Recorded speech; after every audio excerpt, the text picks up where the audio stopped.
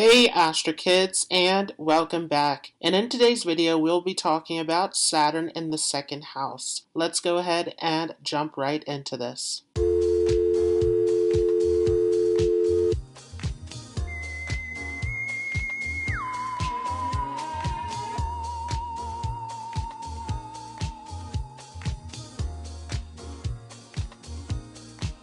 So firstly, I just want to give a few quick disclaimers that I am using Vedic sidereal astrology, not tropical Western astrology. So make sure that you are using a whole sign system so that you are getting the correct information. Also, we first have to understand where Saturn is placed. What sign is he in, and how is Saturn being aspected? Is it in conjunction with planets? This will all make a huge difference. During the Saturn Mahadasha, you also will see this being hugely activated. And along with this, Saturn returns back to its position around the age of 30. And that is when the confidence can increase in this area where Saturn is placed. Also, Saturn will mature around the age of 36. So that is where you can see a lot of the karmic restrictions starting to be taken away from this placement. So all of these factors should be considered when looking at the placement of Saturn. So what is Saturn all about? Saturn is a planet that gives us a lot of obstacles and delays. It is a heavily karmic planet that teaches us many lessons in life.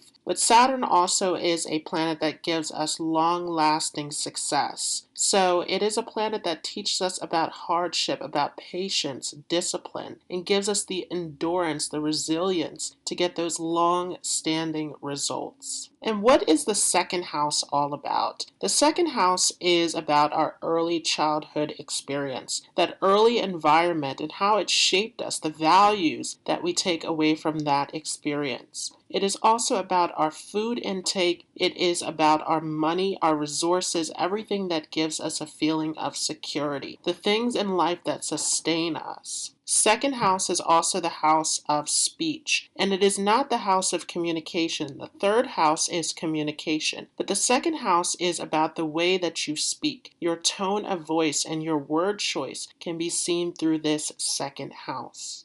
Along with this, the second house is also a house of knowledge. And specifically, this is a house of written and spoken word and traditions. So it is all about historical knowledge, knowledge of the past. And the second house is also representing the face. So it is relating to your physical appearance, the way that you look, and all sorts of ailments that are related to the facial area as well. So what happens when Saturn is placed in the second house? Well, Saturn is a very restricting planet. Particularly, Saturn restricts before it begins to mature or reach that Saturn return phase. So there is a lot of restriction typically in the earlier part of life with this position. With Saturn in the second house, you can feel that there was a lack of nourishment in some way, that you didn't have all of your needs fulfilled or didn't get that emotional nourishment that you were looking for. Saturn in the second house can give you a feeling of distance or detachment from your family in some way. This also can be a position where there was a lack of resources within the family at some point. So there could have been financial issues within the family from a very early age, and this gives you a very early feeling of wanting to have financial security. Saturn in the second house also can make you very mature in your mindset from an early age. You can also have a very mature appearance very early in life. Others can perceive you as someone who is very wise, beyond your years, very mature looking. Saturn in the second house can restrict your speech as well. So there can be issues related to the speech, particularly if Saturn is in a difficult or challenging position. So if Saturn is debilitated in Aries, if it is in a difficult sign like Scorpio, or if it is being impacted by negative planets, there's more of a chance to have these issues related to speech. However, even if you do not have issues related to speech, this position tends to make you someone who is more reserved, more serious, more on the quiet side. So there's a tendency to use less words, to only speak when it is necessary. Saturn, though, can negatively impact your speech, again, depending upon how this is placed within your natal chart. If you have softer planets like Venus, Jupiter, or the Moon that is present with Saturn, this can give you a softer tone of voice. But typically, Saturn in this second house can give a little bit of a harsh way of speaking or conveying your thoughts to others. You tend to be very honest, very direct in your approach. And you want to be very careful about how you are expressing yourself, because this very direct and serious way of communicating can hurt other people's feelings. Sometimes there's a tendency to just speak facts or to just speak in a straightforward way without considering other people's feelings. You also can be very particular about your eating habits. And on the negative side, if this is a badly damaged Saturn, this can even give you some eating disorders or difficulties with being nourished through your food. So there could be issues related to your diet as well. If this is positively placed within your chart, though, this can make you someone who is very disciplined, who is very particular about how you are taking in food into your body. Especially if this is damaged, then this can bring difficulties with alcohol, with smoking, with all sorts of addictions and bad habits. Saturn here in this second house also can give you some restrictions or delays around your finances as well. There is a tendency to want to have that financial security once again, but this is something that typically happens later in life,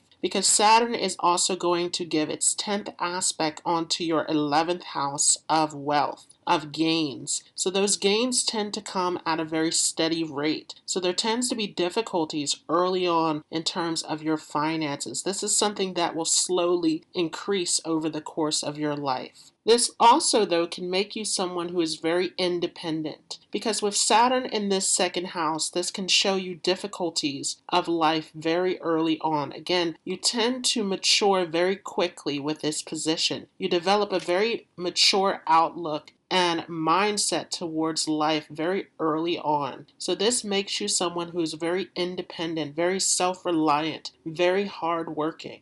Sometimes, because you are so independent, other people have a very difficult time with understanding you. So you also can have a very small friend circle, or find that you have difficulty with expressing yourself or relating to others. With this position, again, you're a very reserved person. And so as this aspects onto your 11th house, you can have a lot of difficult circumstances around your friendship and network circle, where you can lose people, you can lose connections, you can find that there is instability in this area. And in some cases, you can feel that other people let you down in your friend circle as well. So typically there is more of a desire to have a smaller group of people. And because of this tendency to be less involved in larger groups and connections, you tend to work best on your own. So this is an excellent position for self-employment. Because with this Saturn here, you tend to not be someone who is into networking and dealing with the social aspects of life.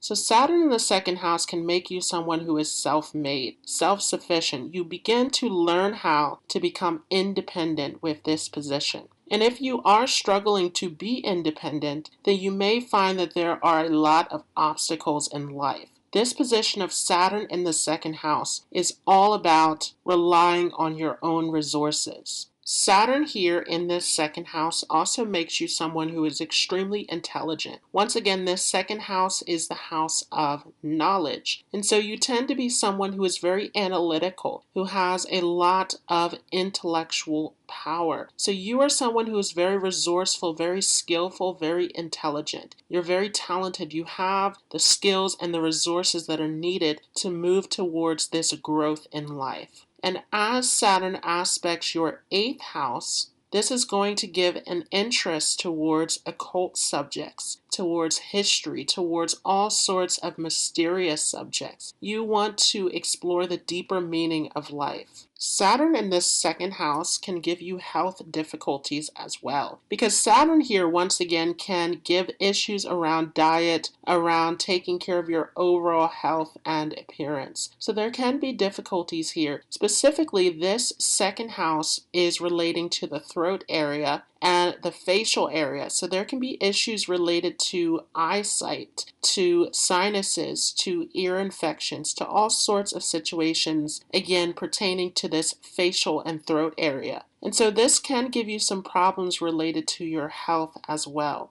Another thing that is sometimes seen with this position is a disinterest in driving from a young age, as Saturn is aspecting onto your fourth house as well. So that fourth house being all about vehicles. So you may not have an interest in driving, or you may have a desire to obtain this understanding of vehicles and driving for a sense of security. So it tends to give one extreme or the other. If Saturn is placed well in your chart, then you are a very supportive, very responsible person. You are able to support your family. If this is placed in a difficult position, though, then this will tend to feel like a burden. This aspect onto the fourth house tends to give a very strict and disciplined environment from a young age, where you can feel that there's a lot of burden and heaviness put upon your shoulders from a young age. So this can be very difficult, and this can create a difficult relationship with your mother as well. There can be differences in opinions. There can be detachment with